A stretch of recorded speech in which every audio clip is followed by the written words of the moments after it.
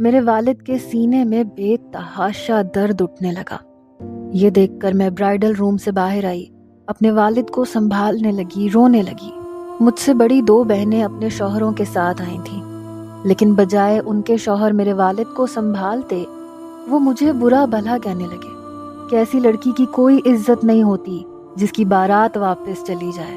الٹا وہ میری بہنوں کو تانے دینے لگے جیسے کہ سارا قصور میرا ہو۔ میں سوچ بھی نہیں سکتی تھی، یہ میرے اپنے سب تھے جو مجھے برا بھلا کہہ رہے تھے۔ اس وقت ایک نوجوان ان مہمانوں میں سے اٹھا جو کہنے لگا کہ میں اس لڑکی سے نکاح کر لیتا ہوں۔ یہ سننا تھا کہ پورے ہال میں خاموشی چھا گئی۔ میرے والد اس نوجوان کو دیکھنے لگے۔ اس کی رنگت اچھی خاصی سانولی تھی، قد درمیانہ تھا، جسم بھرا ہوا تھا۔ اس کے چہرے کے نقش بھدے سے تھے۔ بظاہر اس نوجوان میں کوئی بھی خوبصورتی نہ تھی، ایک عام سا نوجوان تھا، لیکن میرے والد کے لیے کسی نعمت سے کم نہ تھا۔ میرے والد نے یہ تک نہیں پوچھا کہ وہ کون ہے، کماتا ہے، کتنا کماتا ہے، کیا کرتا ہے۔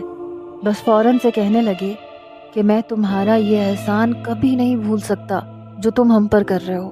میں تو کچھ کہہ ہی نہیں سکتی تھی، یہ بھی نہیں کہہ سکتی تھی کہ میں نے 6 ماہ احسن کے خواب اپنی آنکھوں میں سجائے تھے، جو دیکھنے میں اچھا خاصا ہینڈسم اور خوبصورت نوجوان تھا۔ میں بھلا اس شخص کے ساتھ شادی کیسے کر سکتی تھی جو اس کے پاسنگ بھی نہیں تھا؟ میرے بابا کو بس میرے مسئلے کا ایک ہی حل نظر آتا تھا کہ کوئی بھی آئے اور مجھ سے نکاح کر لے اور مجھے اپنے ساتھ رخصت کروا کر لے جائے تاکہ ان کی عزت رہ جائے۔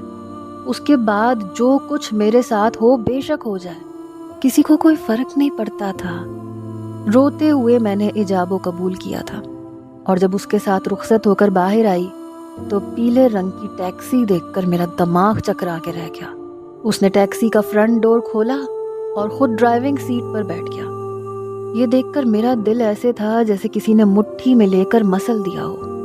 وہ ایک ڈرائیور تھا، یہاں شادی میں اٹینڈ ہونے والے مہمانوں کو چھوڑنے آیا تھا، اور ان مہمانوں نے اسے روک رکھا تھا کہ واپس وہ اسی ٹیکسی پر جائیں گے، اس لیے انہوں نے اس ٹیکسی ڈرائیور کو ہال کے ایک کونے والے ٹیبل پر بٹھا دیا تھا تاکہ وہ میری شادی کا کھانا کھا کر جائے۔ پر میں نہیں جانتی تھی کہ مجھے اسی ٹیکسی ڈرائیور کے ساتھ رخصت ہو کر اس کے چھوٹے سے گھر کے اندر جانا پڑے گا۔ ایک پسماندہ سے علاقے کے ایک چھوٹے سے گھر کے باہر وہ ٹیکسی کھڑی ہوئی۔ فرنٹ سیٹ سے اتر کر وہ اپنے گھر کا تالا کھولنے لگا، پھر میری سائیڈ کا دروازہ کھولا۔ میں کسی بے جان مجسمے کی طرح اسے دیکھ رہی تھی۔ میں تو اپنی قسمت پر آنسو بھی نہیں بہا سکتی تھی۔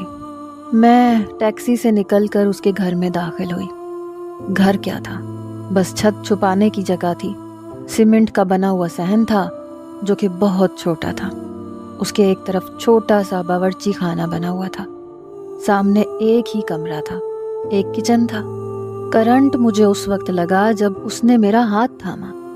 میں سوچ بھی نہیں سکتی تھی کہ کوئی یوں میری زندگی میں آ سکتا ہے حادثاتی طور پر، اور وہ بھی ایسا شخص جسے میں دیکھنا بھی پسند نہ کروں، وہ میری زندگی کا حقدار بن جائے گا۔ اس کے سانولے ہاتھ میں مجھے اپنا ہاتھ بالکل بے معنی لگ رہا تھا۔ میرے آنسو ٹپ ٹپ بہنے لگے کیونکہ میرا ضبط اس سے زیادہ نہ تھا۔ میں رونے لگی۔ وہ مجھے اپنے کمرے میں لے گیا جہاں ایک صاف ستھری چادر ایک پرانے سے پلنگ پر بچھی ہوئی تھی۔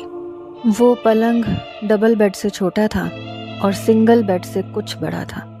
دیوار پر ایک الماری تھی، چھوٹا سا ایک ڈریسنگ ٹیبل تھا۔ الماری کے برابر میں دیوار پر ایک چھوٹا سا شیشہ لگا ہوا تھا جس پر ایک کریک پڑا ہوا تھا، اور اس چھوٹے سے کمرے میں بس اتنی ہی چیزیں آ سکتی تھیں۔ میں نے ایک نظر اس کمرے پر ڈالی اور میری آنکھوں میں آنسو روانی سے آنے لگے۔ کتنی بدقسمت تھی میں، اور کتنا برا نصیب لے کر پیدا ہوئی تھی۔ ابھی کچھ گھنٹے پہلے میں خود کو خوش نصیب سمجھ رہی تھی۔ میری بہنیں مجھ پر رشک کر رہی تھیں کہ حفصہ کا رشتہ تو ہم تینوں بہنوں میں سب سے اچھے گھر میں ہو رہا ہے، اور اس کا شوہر بھی ہم دونوں کے شوہروں سے زیادہ خوبصورت ہے۔ لیکن مجھے کیا پتا تھا کہ کچھ دیر پہلے میں اپنی جس قسمت پر کمنٹ کر رہی تھی، غرور کر رہی تھی، اترا رہی تھی، اس کا حقدار ایک ایسا شخص ہوگا۔ اس نے مجھے بیڈ پر بٹھایا، کہنے لگا آپ کے لیے پانی لے کر آؤں؟ میں نے اس بات میں سر ہلا دیا۔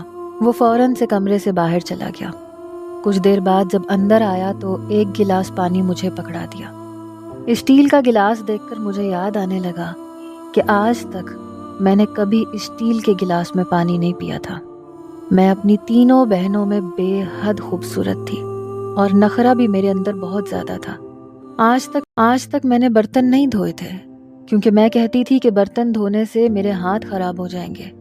کبھی روٹی نہیں بنائی تھی کہ اتنی گرمی میں میرا رنگ خراب ہو جائے گا، میرے خوبصورت چہرے پر دانے بن جائیں گے۔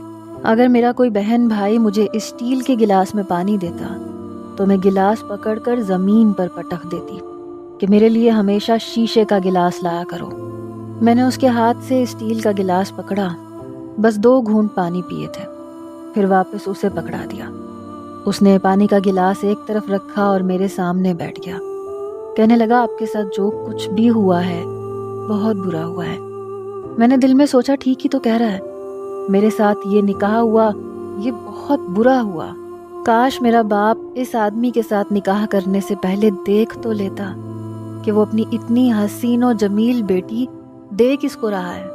ارے اگر حسن بھاگ گیا تھا تو ضروری تو نہیں کہ میں کنواری بیٹھی رہ جاتی، میرے لیے کوئی اور اچھا رشتہ آ سکتا تھا، بس مجھے پکڑ کے ایک ٹیکسی ڈرائیور کے ساتھ بیاہ دیا۔ میرے آنسو تو یوں رواں تھے کہ جیسے خشک ہی نہیں ہوں گے۔ وہ کہنے لگا بس بھی کرتے ہیں، آپ کو روتا دیکھ کر مجھے دکھ ہو رہا ہے۔ میں نے سوچا ہاں تمہیں تو دکھ ہوگا، تمہاری آج کی رات جو ضائع ہو جائے گی، تم تو چاہو گے کہ میں جلد از جلد اپنا رونا بند کر دوں تاکہ تم میرے ساتھ اپنی سہاگ رات کو حسین بنا سکو، لیکن میرا ایسا کوئی ارادہ نہیں تھا۔ میں چاہتی تھی کہ کچھ عرصہ اس کے ساتھ یوں ہی زندگی گزاروں اور پھر اس سے طلاق لے کر واپس اپنے میکے چلی جاؤں۔ میں اس شخص کے ساتھ زندگی نہیں گزار سکتی تھی۔ اس نوجوان کا نام سفیان تھا۔ نکاح کے وقت تو مجھے پتہ نہیں چلا کیونکہ میں غائب دماغی سے بیٹھی ہوئی تھی۔ بس اس وقت ابا کو اپنی عزت کا پاس رکھنا تھا اور میں انہیں بلی کا بکرا بنانے کے لیے مل گئی، اس لیے مجھے نہیں پتا تھا کہ اس کا کیا نام تھا۔ اس نے 500 کے کچھ نوٹ میرے ہاتھ پر رکھے، کہنے لگا یہ آپ کا حق مہر ہے۔ شاید ٹوٹل 5000 تھے۔ پھر مجھے یاد آنے لگا احسن کی والدہ کہہ کر گئی تھی کہ ہم 10 تولہ زیور حق مہر میں لکھوائیں گے۔ میری آنکھوں سے آنسو گر کر ان پیسوں پر گرنے لگے۔ کبھی کبھی انسان کس قدر بے قیمت ہو جاتا ہے یہ کوئی مجھ سے پوچھتا۔ میں نے وہ پیسے ایک سائیڈ پہ رکھ دیے۔ میں نے کہا بات سنیں۔ وہ کہنے لگا جی کہیں۔ میں نے کہا میں ابھی کسی بھی رشتے کے لیے تیار نہیں ہوں۔ وہ کہنے لگا میں جانتا ہوں آپ ذہنی طور پر ابھی کسی بھی رشتے کے لیے تیار نہیں ہیں، میں آپ کو پریشان نہیں کروں گا، لیکن جو آپ کا حق ہے وہ تو مجھے دینا ہی ہے۔ یہ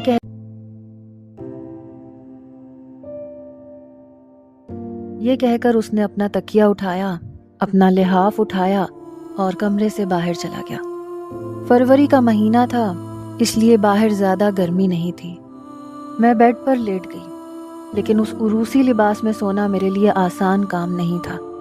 میں نے اپنے زیورات روتے ہوئے اتارے تھے، پھر اپنا دوپٹہ اتار کر ایک طرف رکھ دیا۔ الماری کھول کر دیکھی تو وہاں پر صرف مردانہ کپڑے تھے، لیکن فی الحال میری مجبوری تھی۔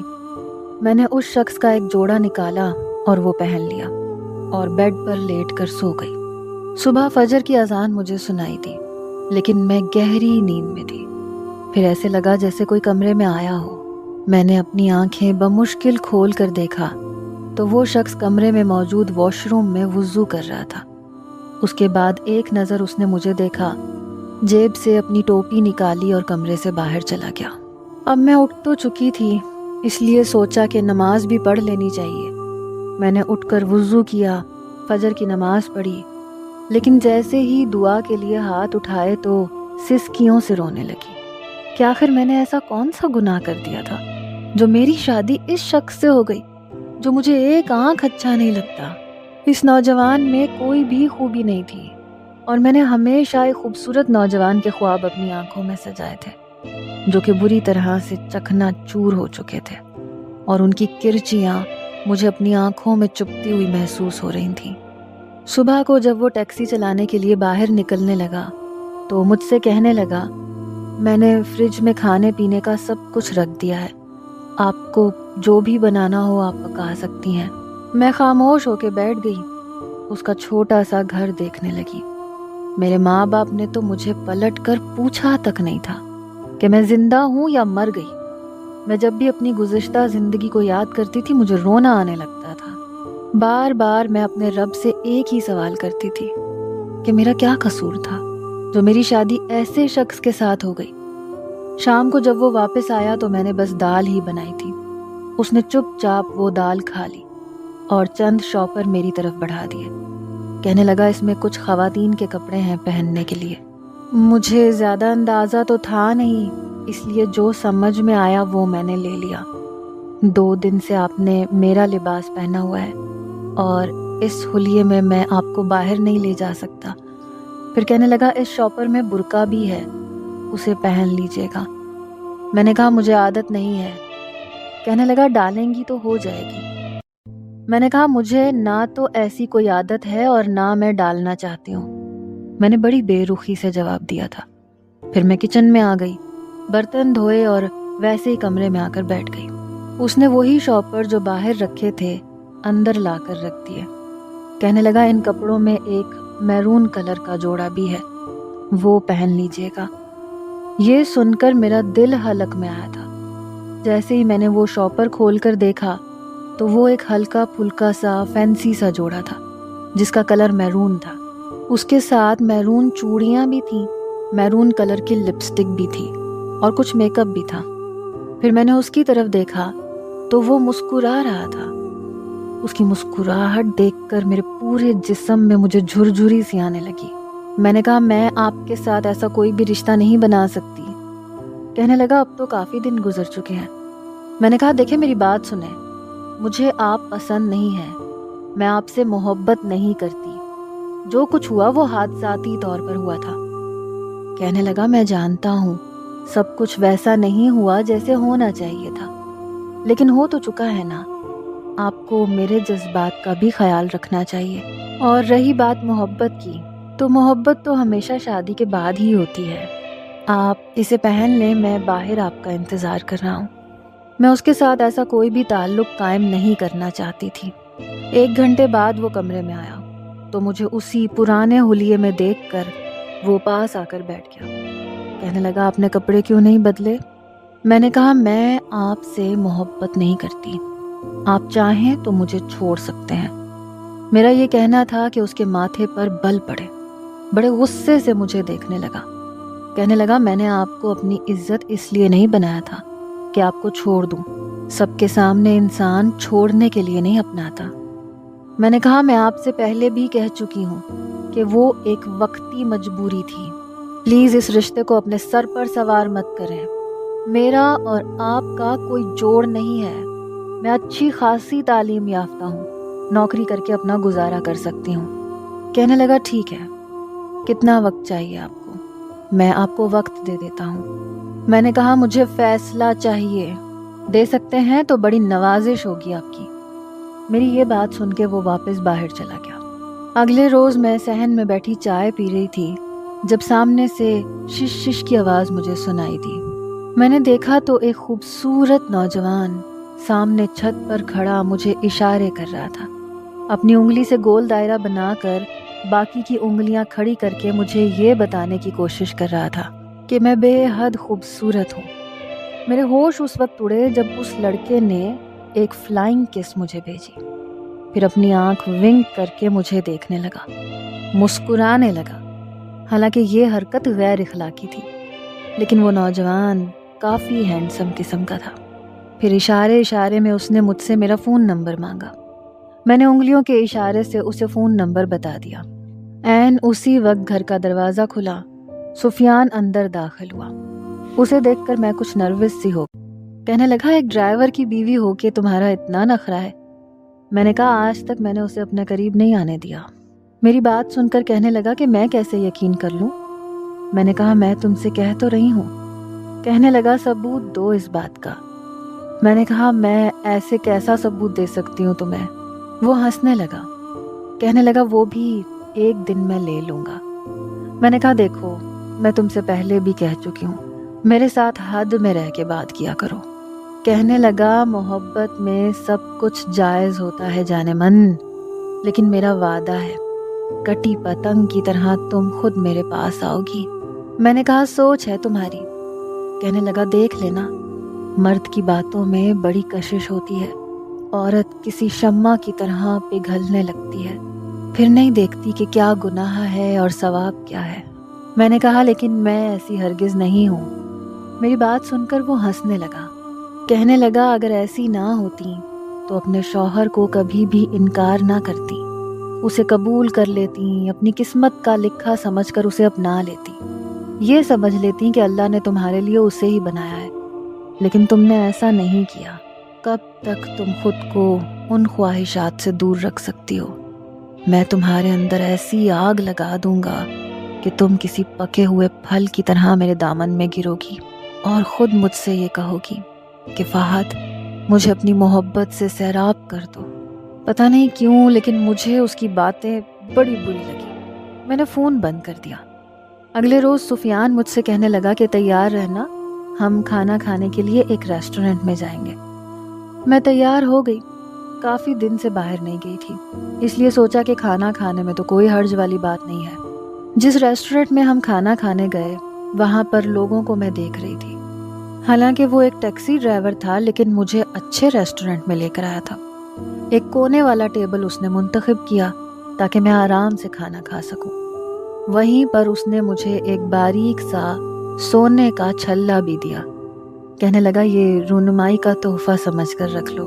بے شک وہ زیادہ قیمتی تو نہیں تھا لیکن میں نے اس کا دل رکھنے کے لیے پہن لیا۔ کہنے لگا بہت اچھی لگ رہی ہو۔ میں نے کہا بہت شکریہ کھانے کا۔ مینیو کارڈ اس نے میری طرف بڑھا دیا۔ میں نے کہا تم اپنی حیثیت کے مطابق جو چاہے منگوا لو۔ میرے لہجے میں بھی حکارت تھی۔ کہنے لگا یہ دعوت میں نے تمہارے لیے کی ہے، تم جو چاہے منگوا لو۔ اس کی بات سن کر میں نے طنزیہ مسکراہٹ کے ساتھ اسے دیکھا۔ میں نے کہا تم میری دعوت افورڈ نہیں کر سکتے۔ وہ کہنے لگا تمہیں جو منگوانا ہے منگوا لو، میری جیب میں اس وقت اچھے خاصے پیسے ہیں تو میں تمہیں اس ریسٹورنٹ میں لایا ہوں، کچھ سوچ کر ہی لایا ہوں گا نا۔ شاید اس نے پچھلے 2-4 مہینے کی اپنی ساری جمع پونجی آج ہی اڑانی تھی۔ میں نے آرڈر کر دیا۔ کھانا میں نے خوب سیر ہو کر کھایا تھا کیونکہ سب چیزیں میری پسند کی تھی، لیکن آئس کریم کھاتے ہوئے تھوڑی سی آئس کریم میرے کپڑوں پر گر گئی۔ میں واش روم میں اپنا دوپٹہ دھونے کے لیے چلی گئی، لیکن جیسے ہی واش روم سے باہر آئی وہاں ایک نوجوان کھڑا تھا۔ وہ مجھ پر فکرے کسنے لگا، مجھے تنگ کرنے لگا۔ میں نے اسے کھری کھری باتیں سنا دی، لیکن میں نہیں جانتی تھی کہ وہ میرا ہاتھ پکڑ کر مجھے واش روم میں لے جائے گا۔ میں نے چلانا شروع کیا تو اس نے میرے منہ پر ہاتھ رکھ دیا اور واش روم میں میرے ساتھ نازیبا حرکتیں کرنے لگا کہ اچانک سے واش روم کا دروازہ کھلا، سامنے سفیان کھڑا تھا۔ یہ سب دیکھ کر اس کی آنکھوں میں تو جیسے خون سا اترا۔ وہ فوراً سے میرے پاس آیا اور اس لڑکے کو اس نے اتنا مارا کہ مار مار کے لہو لہان کر دیا۔ بہت سے لوگ وہاں جمع ہو گئے، ریسٹورنٹ کا مینیجر تک آ گیا۔ پھر اس نے اس لڑکے کو پولیس کے حوالے کر دیا۔ پہلی بار میں نے سفیان کو اتنے غصے میں دیکھا تھا۔ گھر آتے ہی میں نے دیکھا کہ اس کا ہاتھ کافی زخمی ہو چکا تھا۔ اس لڑکے نے بھی سفیان کو مارا تھا، ایک زخم اس کے ہونٹ کے قریب تھا۔ پہلی بار مجھے اس کا احساس ہوا تھا۔ میں نے کہا تمہیں کیا ضرورت تھی اس سے لڑنے کی؟ کہنے لگا شکر کرو میں نے اسے جان سے نہیں مار دیا، اگر وہاں کا عملہ اور وہ مینیجر نہ پہنچتا تو وہ لڑکا میرے ہاتھوں سے آج ختم ہو جاتا۔ میں نے کہا اتنی محبت کرتے ہو مجھ سے؟ پتہ نہیں میں اس سے کیا سننا چاہتی تھی اور کیوں سننا چاہتی تھی۔ کہنے لگا تم میری عزت ہو اور لعنت ہے ایسے مرد پر جو اپنی عزت پر کسی دوسرے کو گندی نظر ڈالنے دے، اور لعنت ہے ایسی عورت پر جو اپنے شوہر کے ہوتے ہوئے کسی غیر مرد کے سامنے اپنے آپ کو 2 ٹکے کا کر کے پیش کرے۔ کہنے لگا مجھے نفرت ہے ایسی عورتوں سے۔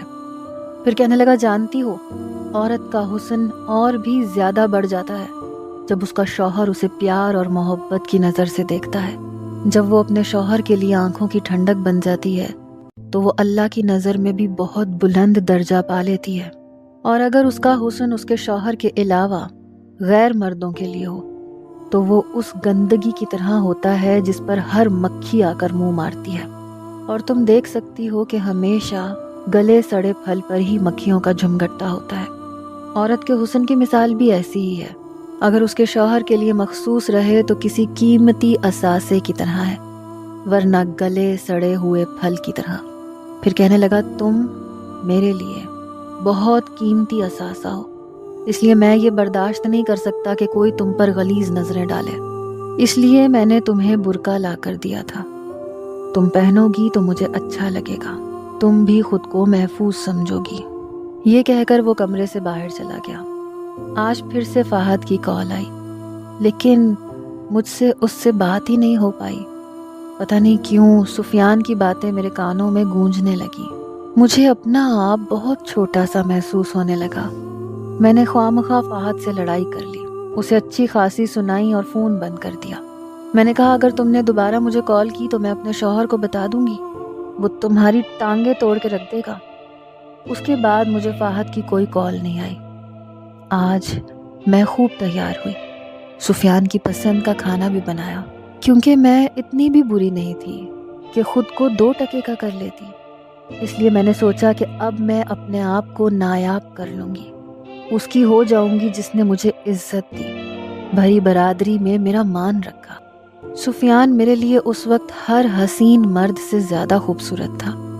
شاید انسان کی نظر سامنے والے کو خوبصورت اور بدصورت بناتی ہے، ورنہ اللہ کا بنایا ہوا ہر بندہ ہی خوبصورت ہوتا ہے۔ جن نظروں سے میں آج اسے دیکھ رہی تھی، مجھے اس میں کوئی بھی نقص نظر نہیں آ رہا تھا۔ اس کا سانولا رنگ مجھے اس کے چہرے پر جچتا ہوا محسوس ہو رہا تھا، اور آج جن نظروں سے وہ مجھے نواز رہا تھا، مجھے اپنا آپ سیراب ہوتا ہوا محسوس ہو رہا تھا۔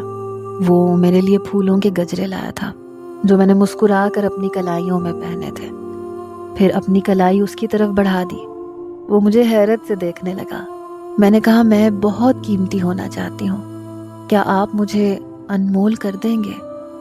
میرے سوال پر اس نے میرا ہاتھ تھام کر اپنے لبوں پر لگایا۔ سفیان کی محبت نے مجھے یکسر بدل کے رکھ دیا۔ میں 5 وقت کی نماز پابندی سے پڑھنے لگی ہوں کیونکہ سفیان بھی نماز کا عادی ہے۔ میں پردہ کرنے لگی ہوں کیونکہ سفیان کو پسند ہے۔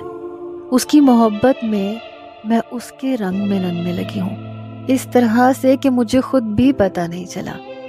پاکیزہ رشتے کی کشش کبھی ختم نہیں ہوتی، ہمیشہ قائم رہتی ہے، اور گناہ کے بعد انسان کو خود پر گناہ کا بوجھ ہمیشہ محسوس ہوتا رہتا ہے۔